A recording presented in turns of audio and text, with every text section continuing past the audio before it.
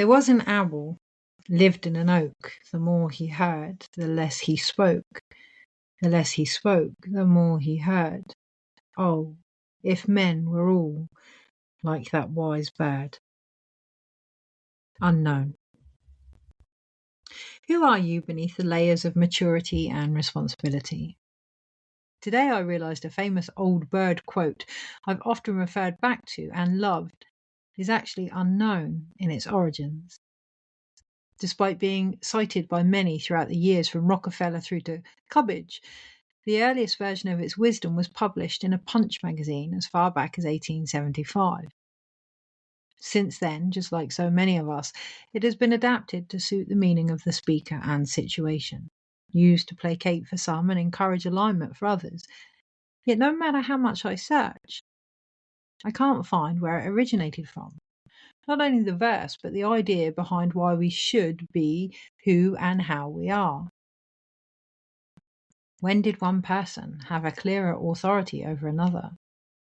What makes some realities, actions, causes even, more important than others?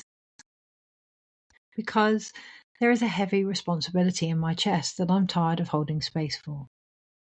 These last few weeks I have been initiated, for this goes beyond triggers and glimmers or the latest trend phase, to look at my own identity. Past the believed reactions I must adhere to, both my own and others, to the underlying reason why I would even listen to them over my own body.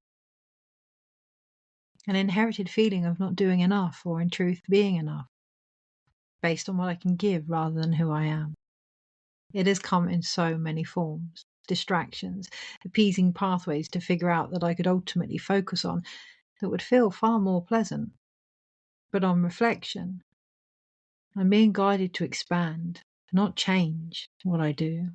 I just need to accept it and the fact that it may be different from the burdened beliefs I've carried for too long. Sensing into this earlier, shuffling the tarot, asking for a message for the collective, selecting the unseen image that energetically stood out, refusing to go back into the pack from behind the Ten of Pentacles, I tuned in to the unknown card in my hands, visualizing immediately the Chariot. Unsure whether this was the actual image, doubting what I held, I received, right or wrong on the outside, you know what's going on the inside. Seeing a fence with a bird sat on it, the sun shining, flowers growing all around me, waiting, I became it. From here, watching a traveller journeying, backpack in place, smile on his face, hearing, you are not the fool, but an observer of him within you, I turned over the Sun card, beneath which sat the Six of Cups. Today, connect to lasting affluence, the abundance of your own authority. There are currently a generational wealth of traits waiting to be received beyond the wounds we are being enticed to focus on. Dig deep into the solid foundation of your own bloodline, for the time is coming when, with their aid, you will be reminded of what you came here to do. This may not fit the narrative we believed individually and collectively, and we can expect to leave behind legacies that have outlived their purpose, our own included. Find necessary refuge and comfort to continue walking the path before you. This is your responsibility and the very foundation of all you have to offer others. May we each realize our light is far more than something to be seen, shared, or even dictated to.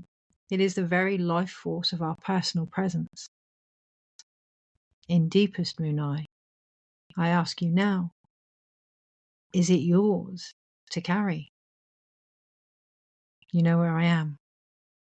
Take care. Kirsty.